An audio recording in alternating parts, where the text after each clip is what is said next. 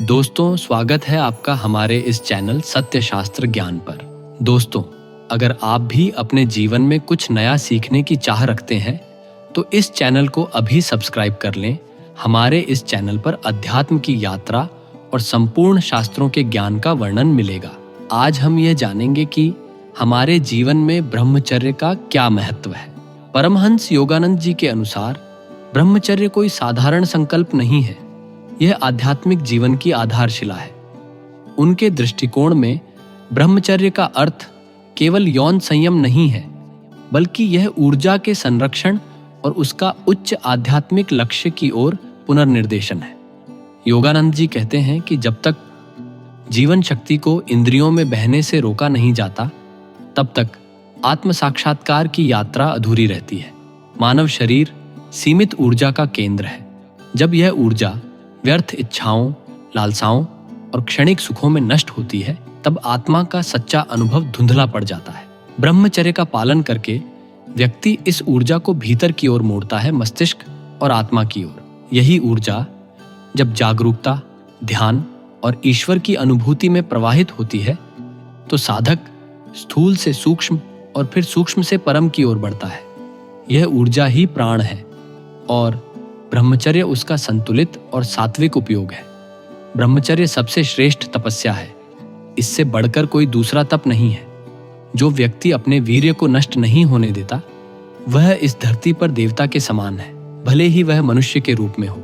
लेकिन दुर्भाग्यवश आज हम इसे भूलकर नीच इच्छाओं के दास बनकर जीवन जी रहे हैं। कहाँ हमारे पूर्वज जो बलवान, तेजस्वी और आत्मनियंत्रण से युक्त थे, और कहाँ हम जो दुर्बल, आत्मबलहीन और अपने ही वीर्य को व्यर्थ करने वाले बन गए हैं। यह अंतर मानो आकाश और पाताल जितना बड़ा हो गया है।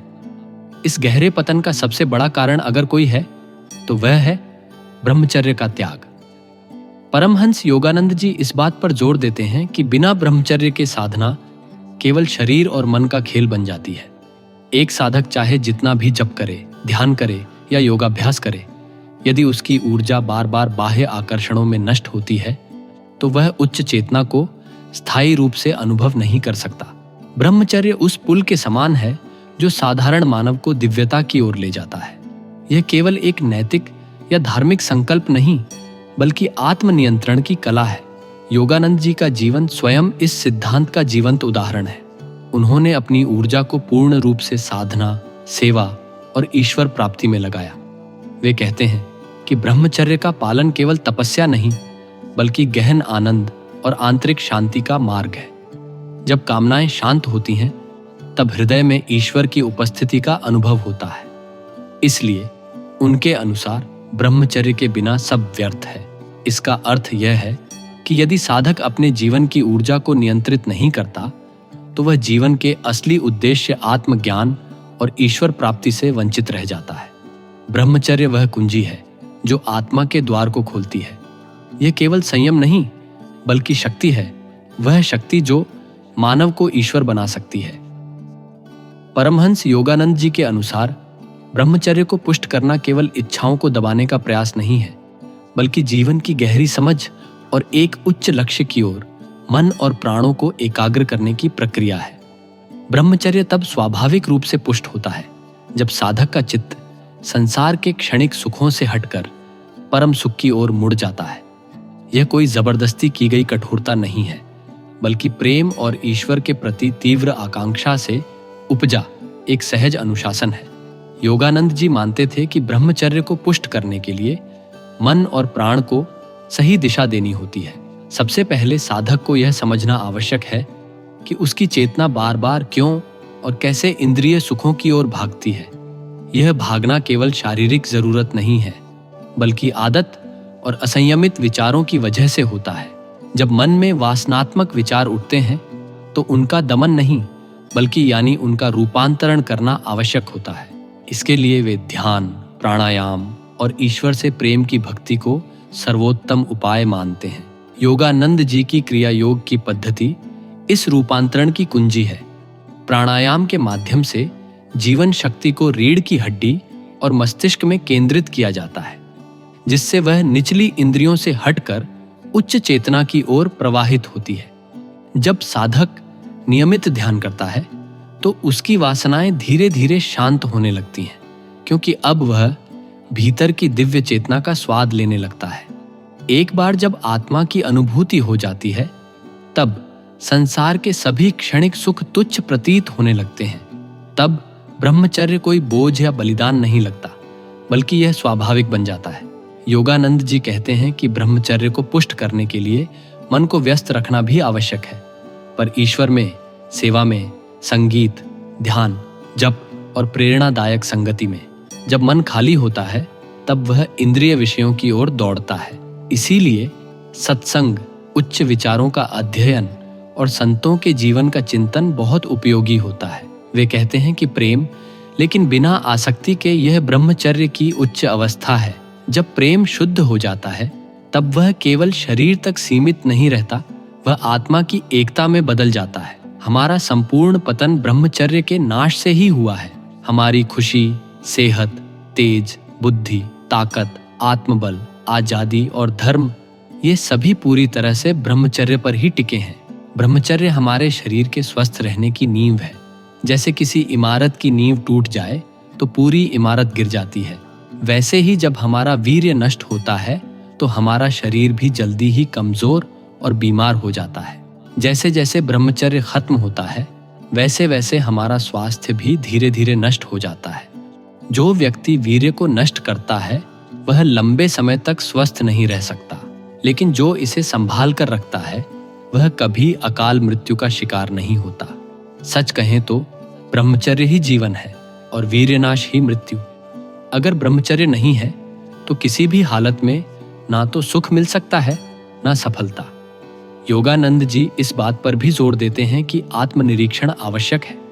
साधक को निरंतर यह देखना चाहिए कि उसका मन किस दिशा में जा रहा है और तुरंत उसे ईश्वर की ओर मोड़ देना चाहिए। यह अभ्यास समय लेता है, परंतु यदि ईमानदारी और निरंतरता से किया जाए तो ब्रह्मचर्य पुष्ट होता चला जाता है। इस प्रकार ब्रह्मचर्य का पोषण एक गहरी साधना है, केवल संयम नहीं, बल्कि ऊर्जाओं का दिव्य रूपांतरण है। यह एक सौंदर्य है, एक शक्ति है जो साधक को भीतर से शुद्ध करती है और उसे ईश्वर के साक्षात्कार की ओर ले जाती है। जब यह पुष्ट हो जाता है तो जीवन में स्थिरता, आनंद और अनंत प्रेम का उदय होता है और तब मानव जीवन अपने असली लक्ष्य को प्राप्त करता है। जो व्यक्ति ब्रह्मचर्य का पालन करना चाहता है, उसे इन बातों को अपने जीवन में अपनाना चाहिए। ये नियम सीमित ब्रह्मचारी अर्थात कुछ समय के लिए ब्रह्मचर्य का पालन करके फिर गृहस्थ जीवन में प्रवेश करने वाले और आजीवन विरक्त रहने वाले दोनों ही साधकों के लिए लाभदायक होंगे। वीर्य, प्राण और मन के बीच घनिष्ठ संबंध है। इनमें से एक भी असंतुलित हुआ तो तीनों प्रभावित हो जाएंगे। यदि वीर्य नष्ट हो गया तो प्राण शक्ति कमजोर हो जाएगी और मन चंचल, अशांत, मलिन तथा पापमय हो जाएगा। यदि मन विचलित हो गया तो प्राण कमजोर हो जाएंगे और वीर्य रोकने की शक्ति समाप्त हो जाएगी। यदि प्राण स्थूल हो गए तो मन चंचल हो जाएगा और वीर्य नष्ट हो जाएगा। तीनों का यह घनिष्ठ संबंध है। इसलिए यदि आप इनमें से किसी एक को काबू में कर लेते हैं तो सब कुछ संभलने लगेगा। मन को प्रभु के नाम जप में लगा दीजिए या प्राणवायु को नाम जप करते हुए संशोधित करें या ब्रह्मचर्य का पालन शुरू करें। एक भी सुधर गया तो तीनों सुधर जाएंगे। यदि ब्रह्मचर्य ठीक रहेगा तो मन शांत और प्राण सूक्ष्म हो जाएंगे। यदि आपको ब्रह्मचर्य का पालन करना है तो गंदी बातों, भोग संबंधी विचारों और अश्लील बातों से दूर रहें। अपना शरीर बलवान बनाए रखने के लिए सात्विक भोजन करें। ऐसी चीजें न खाएं या पिएं जो आपको अत्यधिक प्रिय हों। प्रतिदिन व्यायाम और प्राणायाम करें, जैसे दंड बैठक और अन्य आसन, ताकि ब्रह्मचर्य मजबूत हो सके। सुबह जल्दी उठने का प्रयास करें। कम से कम 4 से 5 बजे तो उठ ही जाएं। यदि भगवान सूर्य उदित हो रहे हैं और आप सो रहे हैं तो आपकी आयु, कीर्ति और यश सब नष्ट हो जाएंगे। नियम से चलने पर मन को नियंत्रित किया जा सकता है, क्योंकि नियम में बड़ी शक्ति है। परमहंस योगानंद जी का यह संदेश अत्यंत सरल पर गहन था। भगवान का नाम जप ईश्वर को पुकारने का सबसे आसान और सबसे प्रभावी साधन है। यह साधन न केवल हमारे मन को स्थिर करता है, बल्कि आत्मा को भी जागृत करता है। और जब आत्मा जाग उठती है तब कोई भी मानसिक बोझ, चाहे वह कितना भी भारी क्यों ना हो, धीरे धीरे उतरने लगता है। नाम में वह शक्ति है जो आत्मा को ईश्वर से जोड़ देती है, और यही जोड़ ही वह अमृत है जो डिप्रेशन रूपी विष को हर लेता है। हमें अपने माता पिता और बड़े बुजुर्गों की सेवा करनी चाहिए, धर्म के मार्ग पर चलना चाहिए, बुरी और गंदी आदतों का त्याग करें, भगवान का स्मरण करते हुए प्रत्येक कार्य करें। अभी जीवन में सुख और शांति का अनुभव हो जाएगा। दोस्तों, चैनल को सब्सक्राइब करें। हमारे इस चैनल पर अध्यात्म की यात्रा और संपूर्ण शास्त्रों के ज्ञान का वर्णन मिलेगा। इस संसार में कुछ भी सत्य नहीं है। सत्य है तो भगवान और उनका नाम। वीडियो को लाइक करें और कमेंट करके जरूर बताएं कि यह वीडियो कैसी लगी, और अपने प्रेमी जनों के साथ शेयर करना मत भूलना। धन्यवाद।